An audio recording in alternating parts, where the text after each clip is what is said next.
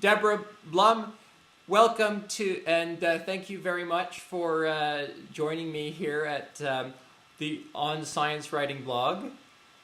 Thanks, I'm really glad to do this. Now, I thought of you for this first video blog installment because of your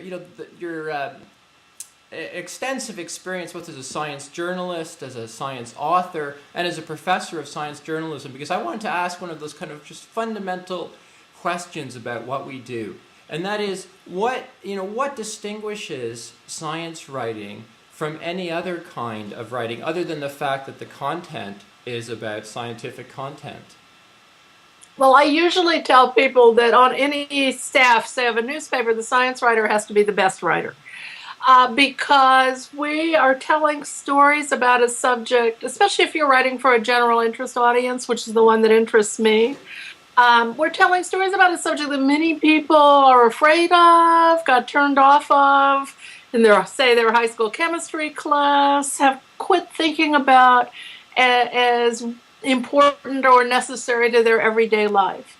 So one of the things that we have to do as science writers that I think distinguishes us is figure out ways to tell our stories in a compelling way, and one that brings it home to people who are a little bit afraid of it. That means that we have to be good explainers.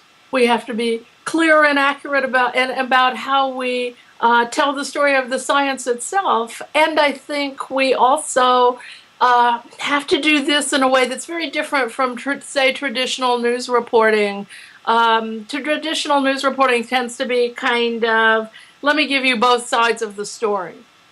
And that just doesn't work well in science, because often it's a much more complicated story than Dr. A says and Dr. B says.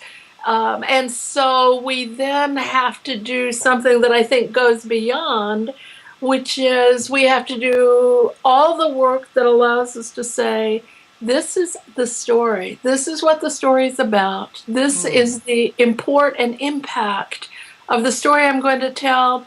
And this is the way I'm going to let the reader know how to qualify my experts and points of view, so that we don't just write reader beware science, but reader let us go hand in hand through this story and understand its meaning and impact.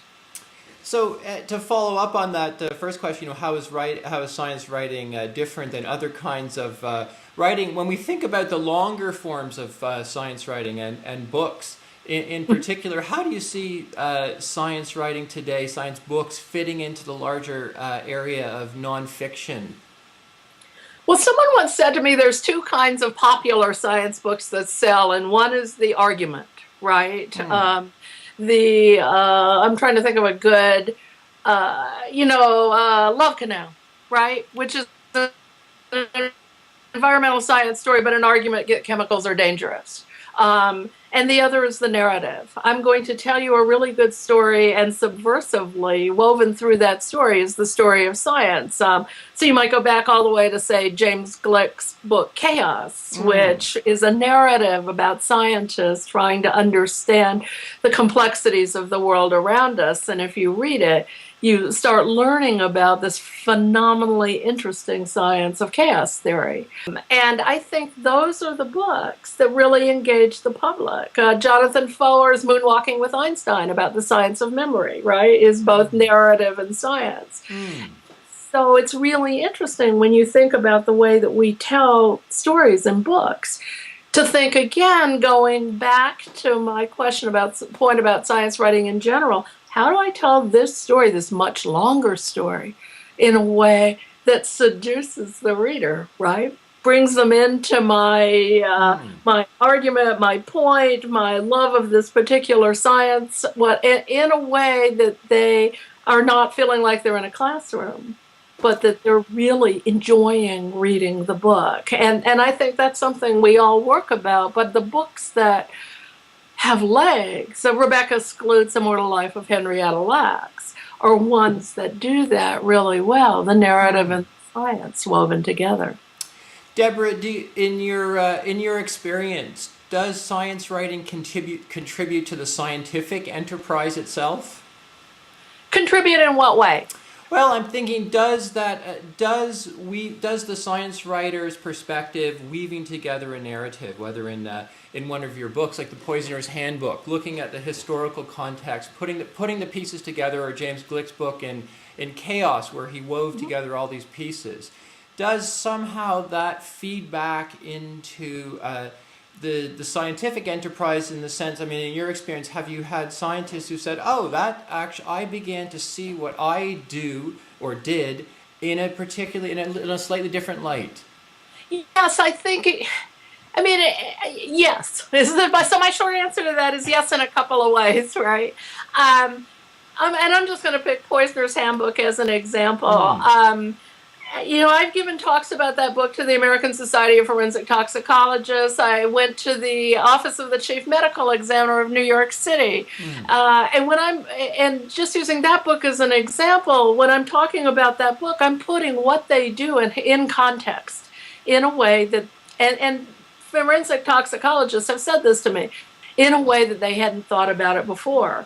I mean, for one thing, a lot of them don't know the history of the field, because when you go to school, that's not what you learn. So it allows them to see themselves as part of this continuum, and to put some of the modern day tests for different compounds into sort of a connection with the past. And but there's two other parts of that, I think. One is, I found myself, and this has been really interesting to me, with Poisoner's Handbook in particular, also found myself being woven into science education. So, for instance, I've been talking to high schools, honors chemistry classes. I talked about Poisoner's Handbook to a high school in New Jersey, prep school, but still. I've talked about to chemistry classes here in Wisconsin. I just heard from a high school chemistry teacher in Kentucky, who read my book and decided to do a whole kind of evidence-based unit on alcohol, methyl alcohol and ethyl alcohol, and they're actually going to run alcohol experiments, right? Look at the chemistry in context of prohibition. And they're going to make these alcohols in the lab themselves, right? So and I told them I'd do a Skype, the Skype, right? So that's really exciting to me, because I think, and I have heard, backing up, from kids in middle school and even elementary school who have read that book. So that allows me to say, okay, this actually allows me to be part of the conversation about how do we get kids engaged with science, right? How do we think about the future scientists of America, and how do we get them excited about chemistry or forensics or medical pathology, or this is only the subject in my book.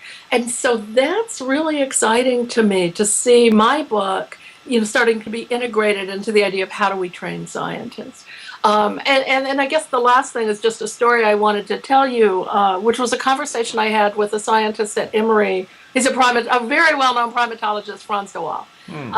And he writes both, highly technical scientific papers, and he writes, general popular interest science books. And I was talking to him once. I used to write a lot about primatology.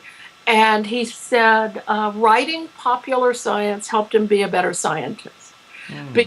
When he is writing a scientific paper, he has to think about, okay, what are the criticisms? What's the zeitgeist? Who's going to criticize them? Who are the other contributors to the field, and how do I acknowledge them? How do you write? And he said, so quite often it's when he's writing popular science that he just sees the pure shining idea. And writing the popular science, which allows him to just think about the idea, he said, is something that he can then take back to his lab and research and say, this is the idea. This is what I want to study. And I find that a fascinating feedback loop. Well, I love that term, the pure shining idea. And we'll have to end it there, Deborah Blum. And thank you so much for joining me here at the blog on science writing.